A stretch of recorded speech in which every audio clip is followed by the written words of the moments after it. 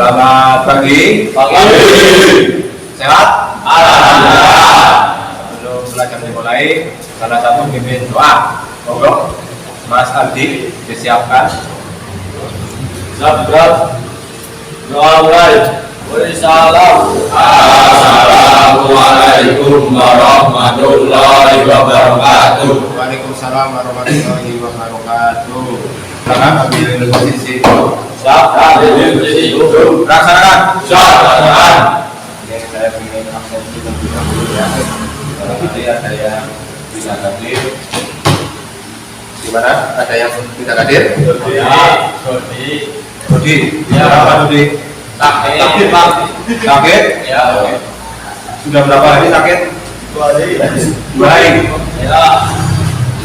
Dodi ya. Ya. Saya ingin kalian janji. SMK Bisa. SMK Bisa. 752 Saya.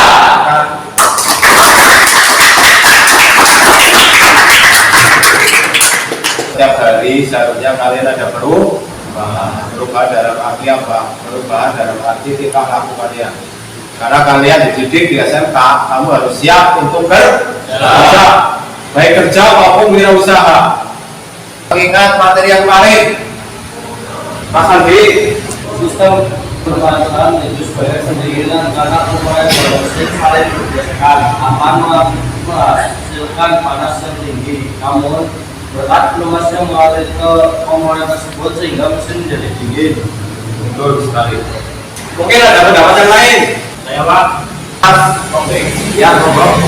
Sebagai pemerintah karena oleh bahwa kotoran ini yang menjadi kausan dan kotoran ini takut panas. Ya, betul sekali. Fungsi sisi pelumasan itu sebenarnya banyak, Mas. Salah satunya apa? Sebagai pelumas, kemudian sebagai perawat, ya, sebagai pendingin juga. Ya, mungkin ada yang pendapat yang lain. Ya, Pak. Silakan. mengurangi gesekan selain itu juga untuk mencegah terjadinya masalah kausan dalam mesin. Rangka dari sistem pelumasan yang baik, komponen-komponen yang ada di dalam mobil pasti tidak akan bekerja maksimal. Bahkan dengan berjalan waktu juga bisa rusak. Betul. Putar. Nanti yang kita pelajari yaitu ya perawat mesin secara berkala. Kemudian IPK-nya yaitu mempraktekkan perawatan berkala sistem pelumasan. Ya, yang kedua mempresentasikan hasil diskusi tentang perawatan berkala sistem pelumasan. Nah itu nanti yang kita kerjakan pada hari ini. Kemudian tujuan dari pembelajaran yaitu berdiskusi kelompok dan menggali informasi melalui buku, modul, internet. Peserta didik diharapkan dapat menentukan cara perawatan berkala sistem pelumasan sesuai SOP dengan benar. Nah itu nanti yang akan dicapai pada hari ini. Nah, kira-kira itu gambar apa ya? Saya yakin kalian paham. Ya, Mas Haji. Itu gambar indikatornya Pak. Indikator apa ya? Indikator oli, betul sekali. Nah, kok bisa menyala seperti itu? Itu sebabnya apa, Mas? Sebabnya apa kalau seperti itu? Ada yang bisa menjawab? Oh, silakan Mas siapa? Ayo. Mas Ariel, silakan bisa menjawab. Bila kondisi kontakon untuk pertama setelah mesin hidup harusnya mati Pak. Kalau menyala harusnya mati dan berarti ada kerusakan Pak. Oh, betul sekali. Tepuk tangan, Mas. Itu indikator apa? Oli. Jadi kondisi kunci kontak on wajib harusnya ya. Setelah di starter engine bunyi wajib mati. Ya. Berarti kalau masih hidup berarti ada kerusakan pada sisi pelumasan. Penyebabnya apa? Salah satunya tekanan oli. Tekanan oli kurang, kemudian volume oli kurang. Nah, ini ada gambar selanjutnya. Saya bisa menerangkan. Itu gambar apa itu? Gimana, Mas? Gimana? Itu gambar pengecekan volume oli dan tekanan oli. Ya itu mengetahui di situ kekentalan, terus volume oli, terus olinya warnanya apa, ya itu harus dicek. Ya, menampilkan video pemeriksaan.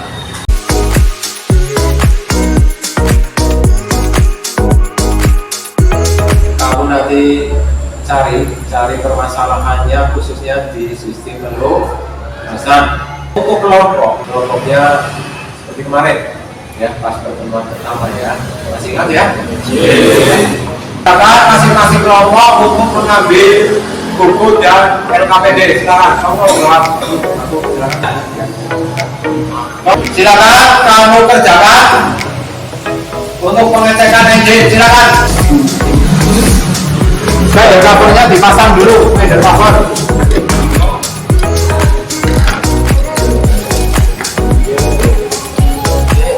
Sudah pasang spider cover? Nah, sudah.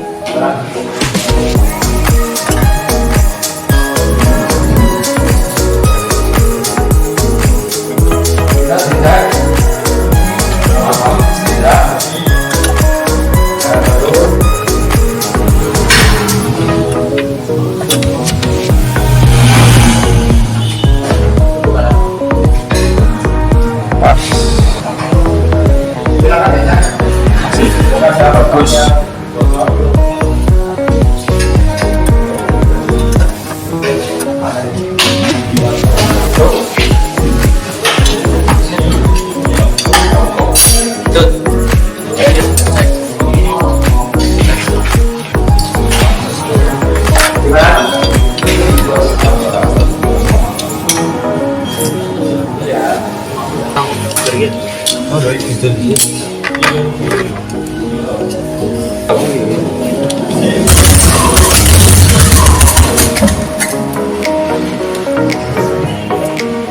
Gimana, ada kebocoran ya? Ada Pak. Silakan diperbaiki, dilepas filter olinya. Kalian olinya ditap, diganti oli. Kalau memang kondisi olinya sudah hitam,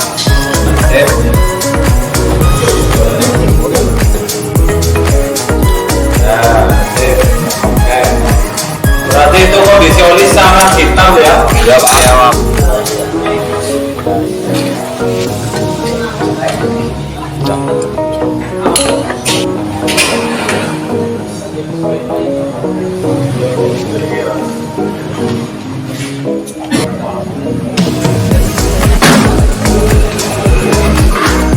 Pengecekan apa? Kebocoran pada oli, takutnya perpaknya ada yang bocor. Filter olinya mana itu ya? Kemudian kepala silindernya takutnya ada yang olinya. Aman ya? Aman Pak. Dilihat. Kalau sudah apa? Oli. Indikator on seperti itu, kelihatan di starter coba. Mati enggak? Mati Pak, mati kan? Ya. Olinya berapa?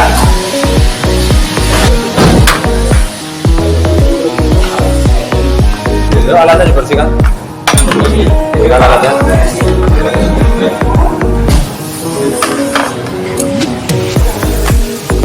Ya,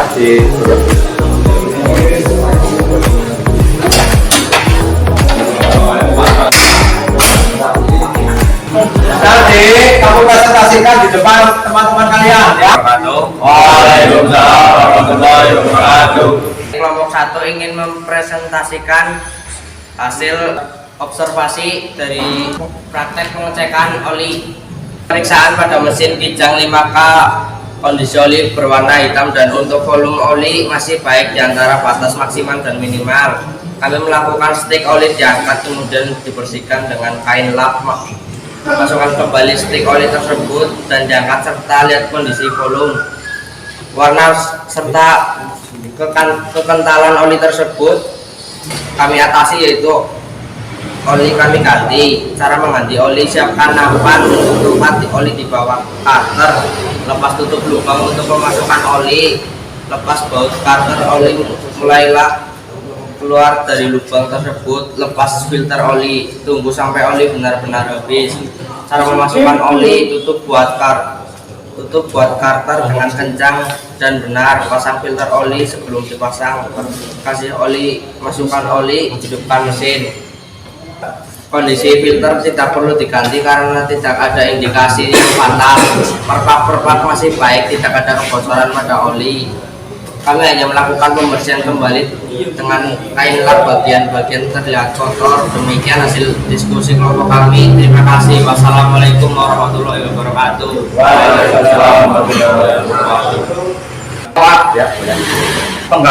Pergantian filter dianjurkan seperti apa? Kenapa tidak diganti filter olinya? Seharusnya memang sesuai spesifikasi. Setiap ganti oli juga ganti filternya. Ada juga 2 kali ganti oli, 1 kali ganti filternya. Dan kalau menurut kelompok kami, kalau memang tidak ada masalah pada mesin, kita tidak usah ganti filter. Terus ada yang mau menanggapi lagi jawaban dari kelompok 1? Saya Pak. Oh, ada ini Mas. Kalau menurut kelompok kami hal itu tidak benar karena tidak sesuai spesifikasi. Jangan menunggu kondisi mesin ada masalah, itu berbahaya. Memang betul sekali, putaran.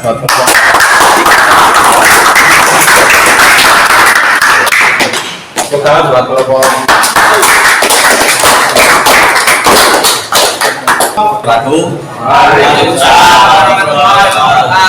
Kami dari kelompok 2 akan membacakan hasil presentasi dari kelompok kami. Hasil pemeriksaan mesin kijang 5K. 1. Kondisi oli mesin bagus tapi volume oli kurang.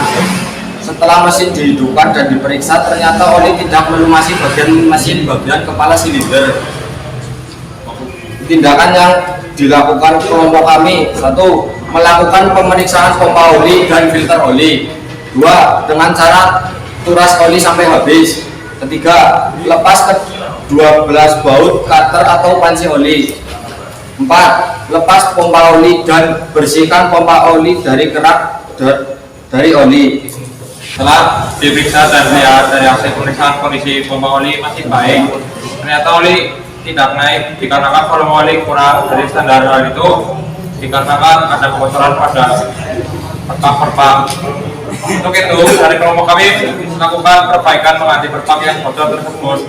Demikian hasil diskusi kelompok kami. Terima kasih. Siapa? Aziz mau menanggapi kelompok 2. Silakan yang keras suaranya.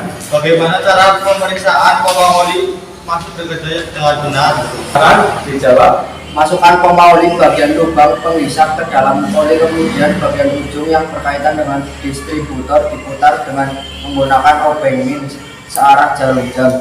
Kemudian oli akan keluar lubang oli. Sudah Pak? Jelas? Sekian dari kami. Wassalamualaikum warahmatullahi wabarakatuh. Evaluasi ya. Ya, kamu kerjakan soal-soal ini. Diambil HP atau saya? Oh iya. Ke grup ya. Ya. Terus sudah saya kirim, kamu lihat. Oh iya Pak. Ya. Ada berapa soal? 10 ya? Ya, kamu kerjakan. Saya kasih waktu 10 menit cukup. Ya, silakan kerjakan. Nah, untuk selanjutnya kalau sudah selesai ini saya lihat di Google Drive.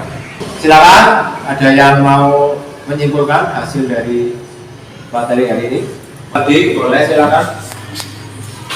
Ya, refleksi pada pembelajaran hari ini yaitu tentang pengecekan pada engine atau mesin-mesin yang berkaitan dengan sistem pelumasan. Di antaranya yaitu kondisi oli dan cara mengantisipasinya. Di antaranya kondisi pompa oli, kondisi oli mesin, dan kondisi filter oli dan indikator pada mesin.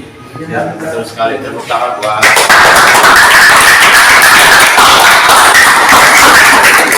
Selesai pembelajaran hari ini. Ya, Pak. Mas siapa? Anji. Nanti silakan pimpin doa. Kita duduk siap, berdoa mulai. Salam. Assalamualaikum warahmatullahi wabarakatuh.